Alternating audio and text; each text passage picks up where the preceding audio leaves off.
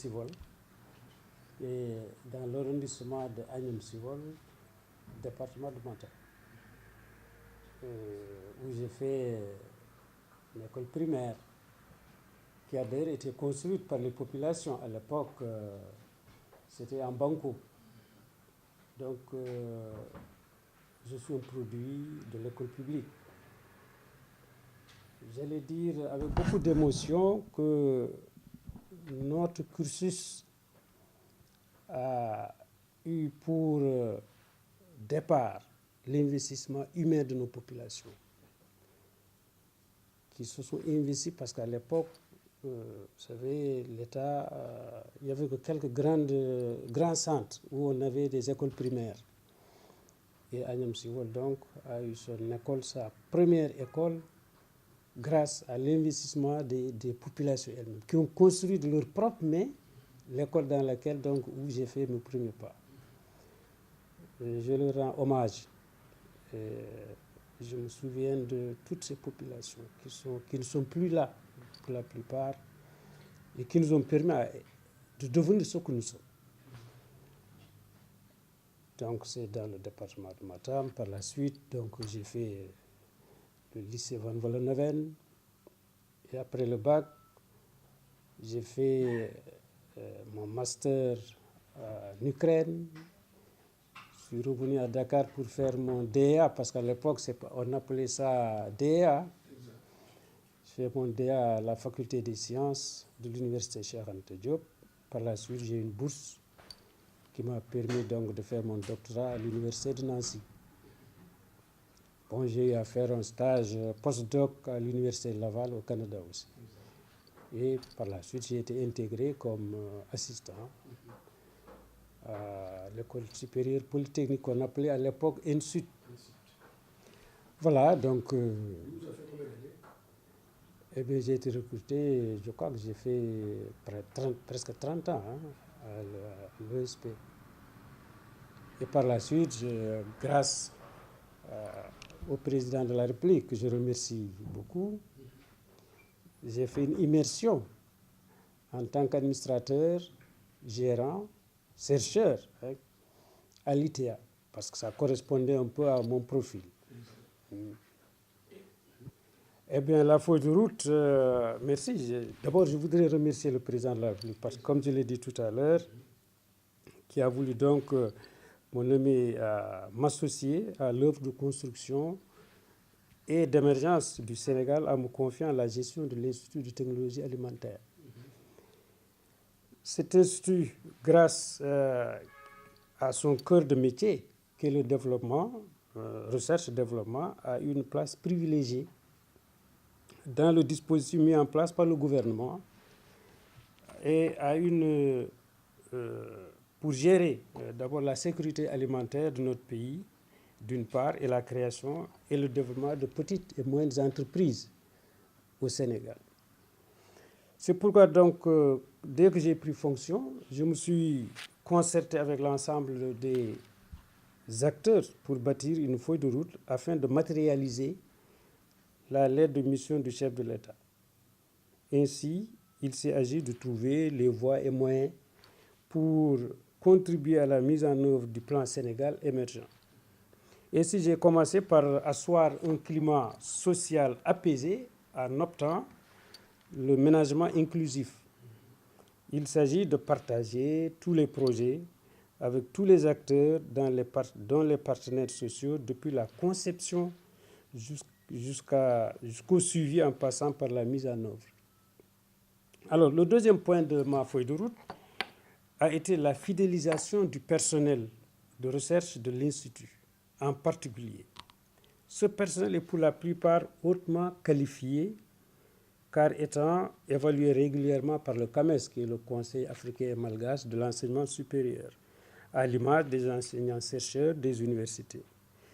Face à la densification de la carte universitaire du pays et au développement des filières scientifiques comme l'agroalimentaire, la demande en spécialistes est devenue plus importante et pourrait pousser les chercheurs qualifiés à aller chercher de meilleures conditions de travail, ce qui est légitime. C'est la raison pour laquelle nous nous sommes battus pour faire aboutir la signature du nouveau règlement d'établissement de l'ITA afin d'augmenter significativement les salaires de tout le personnel sans exception.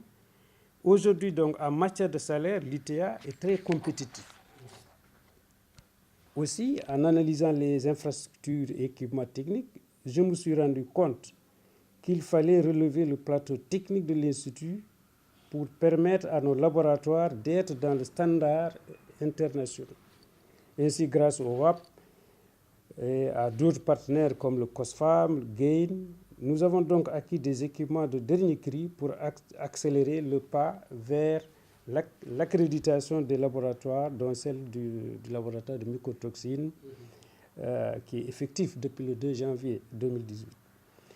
À ce dispositif, s'est ajoutée une forte mobilisation des chercheurs pour élaborer des projets de recherche et compétir au fond du WAP, de l'USAID et d'autres bailleurs afin d'acquérir le financement de la recherche. Aujourd'hui donc, la mise en œuvre de ces nombreux projets ont permis de générer plusieurs technologies et innovations qui sont venues renforcer le paquet technologique généré par l'Institut. Je me suis donc donné comme challenge de développer la diffusion des nombreux résultats de recherche de plus d'un demi-siècle d'activité.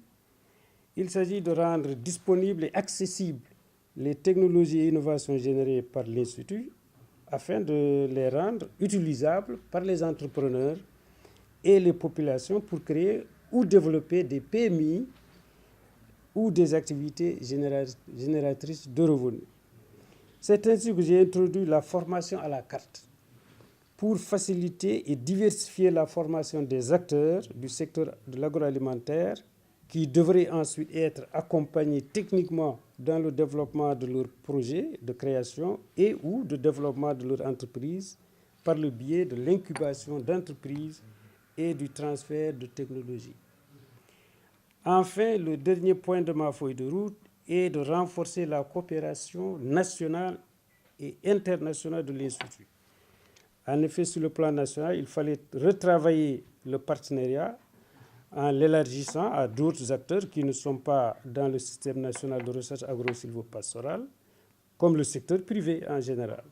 Sur le plan international, j'ai voulu redynamiser la coopération avec les universités américaines, comme celle de Purdue, de Kansas, de North Carolina, etc. Ainsi aussi, avec le CIRAD, nous avons décidé de réactiver la coopération scientifique à travers la formation des chercheurs, l'élaboration de projets, etc. Cet effort et cette volonté de s'ouvrir vont se poursuivre. Mais si les missions de l'ITA sont diverses et multiformes, l'Institut de technologie alimentaire est un établissement public qui œuvre dans le domaine de la recherche et développement, en alimentation et nutrition. Il a été créé par la loi 63-11 du 5 février 1963, le décret 98-981 du 4 décembre 1998, fixant les règles d'organisation et de fonctionnement de l'ITA, définit les missions qui sont les suivantes. 1. Donc, mener des recherches appliquées afin de favoriser l'exploitation optimale de la production agricole et de ses dérivés par les entreprises du secteur agro-industriel, l'artisanat et les ménages au Sénégal, dans la sous-région, en développant des procédés technologiques dans la transformation et la conservation des produits agricoles locaux, des produits de l'élevage, des produits de la pêche. 2. Contribuer à la performance du secteur agro-industriel au Sénégal en fournissant un service d'appui et de conseil en développement technologique plus principalement par l'assistance en conseil sur le contrôle et la qualité des aliments frais et transformés. L'assistance technique dans le développement de nouvelles techniques appropriées. 3. Former des techniciens dans les différents corps de métier de l'alimentation. Et 4. Assurer l'élaboration et la diffusion de la documentation scientifique et technique se rapportant à ces activités de recherche. Ça veut dire que vraiment l'ITA a des visions. Bien sûr. D'abord, l'accréditation. de notre laboratoire, vous parlez de l'accréditation. Il s'agit de l'accréditation du laboratoire de mycotoxines selon la norme ISO CI 17025 prononcée par le comité français d'accréditation, le COFRAC, à compter du 2 janvier 2018. Cette accréditation porte spécifiquement sur le contrôle de la teneur en aflatoxine dans les denrées alimentaires. L'accréditation constitue une reconnaissance formelle de la compétence du laboratoire à réaliser des activités spécifiques d'évaluation de la conformité avec un haut niveau de fiabilité requis, ce qui permet, entre autres, l'instauration de la confiance avec la clientèle et ses partenaires dans les prestations réalisées. Par ailleurs, elle permet de faciliter l'accès aux marchés internationaux pour l'exportation des graines et autres produits à base d'arachide par la délivrance de rapports d'analyse reconnus et acceptés par les services de contrôle de tous les pays du monde. Et j'insiste là-dessus parce que c'est une autorité qui est conférée à l'ITA de ce point de vue-là. Par ailleurs, elle permet de faciliter l'accès aux marchés internationaux pour l'exportation, donc je l'ai déjà dit. Cette reconnaissance internationale du savoir-faire de l'ITA nous permet également de mieux appuyer les autorités dans les prises de décision concernant la gestion de la sécurité sanitaire des aliments en vue de la protection de la santé des consommateurs. Ça, c'est un axe extrêmement important. En effet, les mycotoxines constituent une sérieuse menace à la sécurité alimentaire et économique en Afrique. Elles sont à l'origine d'importantes pertes post-récolte de plusieurs produits agricoles comme l'arachide, le maïs, le sorgho, etc. et constituent une contrainte majeure pour les politiques de sécurité alimentaire de nos États. Eh bien, comme je vous l'ai expliqué à l'entame de mes propos, j'ai analysé avec mon équipe l'environnement technique au niveau national comme au niveau sous-régional. Et nous nous sommes rendus compte qu'une bonne partie des nombreuses analyses chromatographiques se fait à l'étranger, Europe, Amérique particulièrement, avec un temps d'attente très long et souvent des pertes d'échantillons. C'est pourquoi nous avions pris la décision de renforcer notre plateau technique en nous dotant d'un laboratoire transversal et spécifiquement dédié à la chromatographie qui permet d'avoir des résultats précis. Ainsi, nous avons donc élaboré un projet de financement de ce laboratoire dont le coût est estimé aux environs de 2 milliards. Actuellement, ce projet a été accepté pour une étude de faisabilité par le ministère de l'Économie, des Finances et du Plan. Un consultant a été commis et l'étude est en cours. Nous avons aussi pu convaincre certains partenaires comme le VAP qui a accepté de nous doter d'une chaîne HLPC et d'un GSM dont le montant dépasse un peu les 100 millions CFA. Avec le nouveau contrat de performance, parce que nous sommes en train de signer un nouveau contrat de performance, donc l'Institut, nous comptons renforcer ce parc technologique et les capacités de personnel en charge de la gestion de ce laboratoire. Grâce au statut d'établissement public à caractère scientifique et technique de l'ITA, il fait en plus de la recherche et développement qui lui permet donc de générer des technologies et innovations. Donc transfert technologique pour les PMI, de la formation des acteurs du secteur de l'agroalimentaire, du conseil aux porteurs de projets d'entreprise. Ainsi, l'ITA joue un rôle important dans l'employabilité des jeunes, à la création d'activités génératrices de revenus pour les femmes et à la création et au développement des PMI. Eh bien, le message, c'est dans la perspective. Donc, le maintien d'abord de notre reconnaissance, qui se fera par une surveillance annuelle portant sur l'ensemble des exigences managériales et techniques à satisfaire. Et nous sommes en train de poursuivre cette démarche à l'accréditation dans les autres laboratoires, notamment en microbiologie et en chimie. En gros, c'est notre objectif ici, c'est de hisser de plus en plus les laboratoires et les ateliers de l'ITA vers la performance, vers l'excellence.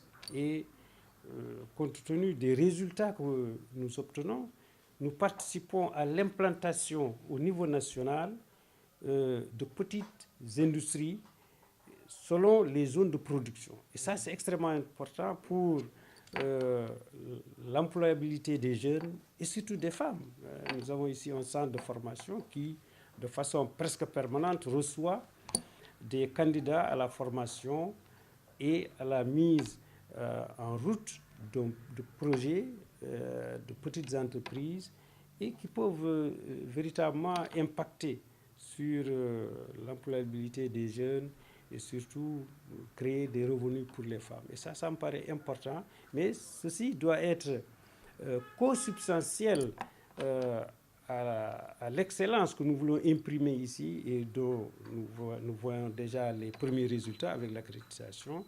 Ça me paraît important, qui est en cohérence avec le programme Sénégal émergent, qui est la feuille de route de notre pays pour son développement économique et social. Si je prends l'ensemble du personnel, il est autour de 85 personnes. Donc, le personnel scientifique et technique est quand même relativement important, mais nous sommes là pour qu'il soit beaucoup plus nombreux et que les chercheurs, que le niveau puisse être encore élevé par le recrutement, parce que c'est extrêmement important, parce qu'un institut de recherche a besoin toujours d'être véritablement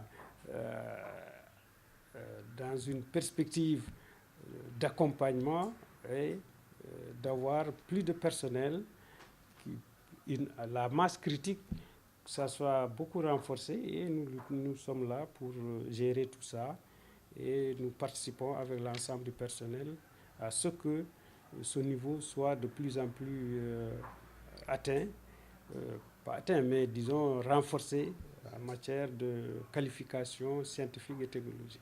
Je voudrais d'abord vous remercier, l'APS. Je disais tout à l'heure que nous avons besoin de la presse pour que ce qui se fait à l'intérieur de l'ITA puisse être connu par nos populations. Parce que très souvent, je rencontre dans les conférences ou bien dans les manifestations que nous organisons ici, des personnes qui découvrent subitement ce que fait l'ITA et l'intérêt que cela représente pour le pays. Et ça me paraît extrêmement important. La coopération avec la presse est fondamentale pour que notre pays, que les populations, les entrepreneurs, les chefs d'entreprise puissent savoir que ce qu'ils peuvent chercher ailleurs, ils peuvent le trouver au niveau de l'ITA à partir du transfert des résultats de la recherche que nous faisons ici. Je voudrais vous remercier.